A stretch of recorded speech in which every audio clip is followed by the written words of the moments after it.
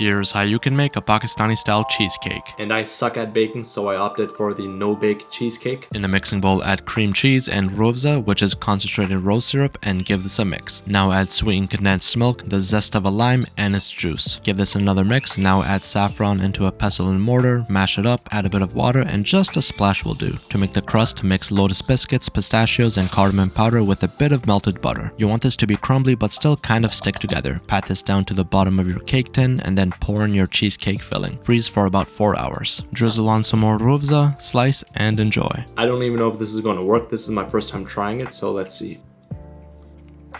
I just wish I didn't put too much saffron in there. It's a little bit too much. I would like it a bit less, but I still get to taste a lot of the other ingredients. It's also not my cheat day, so I shouldn't even be eating this. But this is just a small exception, just so I can show you guys. I promise I won't eat everything after.